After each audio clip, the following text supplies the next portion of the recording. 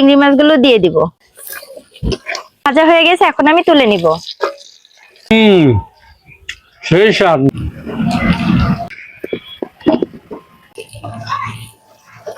আলু কাটা শেষ, এখন আমি গলদা চিংড়ি আর গড় আলু দিয়ে একটা মজাদার রান্না করব আজকে।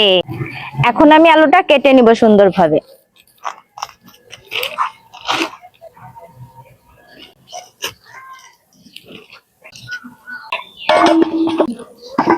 আলু ভিনানো হয়ে গেছে, এখন আমি এটা কেটে নিব।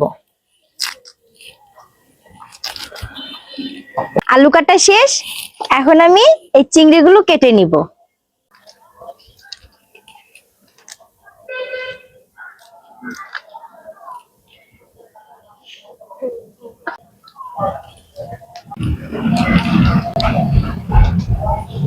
এখন আমি চিংড়ি মাছগুলো ভেজে নিব, এর মধ্যে দিয়ে দিব। বিসমিল্লাহ।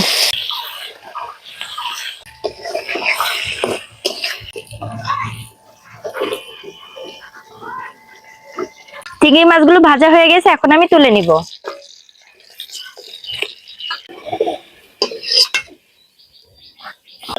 আমি এখন চিংড়ি মাছ ভাজা তেলের মধ্যে তরকারিটা রান্না করে নিব।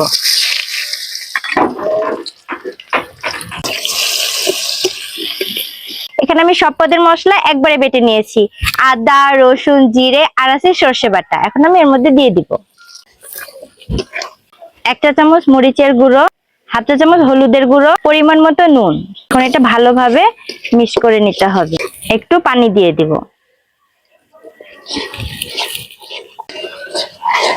মশলা কষানো হয়ে গেছে, এখন আমি আলুগুলো ঢেলে দিব। আলুগুলো দিয়ে মশলাগুলো আবার কষাতে হবে। কষানো যত ভালো হবে, রান্না তত মজা হবে।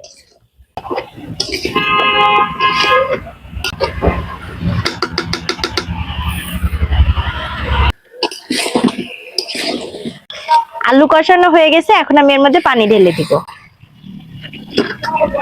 যেহেতু এটা গড় আলু, মানে মাটির নিচের আলু, এখানে পানি লাগবে বেশি। পানিটা আর কি টেনে নেয় আলুতে, এজন্য আমি অনেক বেশি পানি দিয়েছি। এখন আমি এটা ঢেকে দিব।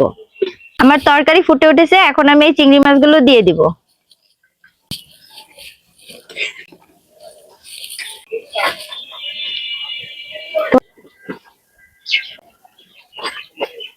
বিসমিল্লাহ।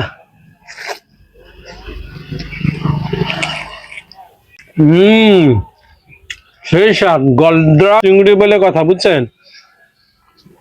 আর রান্নাটাও মাশাআল্লাহ, সত্যি কথা বলছি, একদম অসাধারণ। আর মাটির তলের আলু তো বলার কোনো কথাই নেই।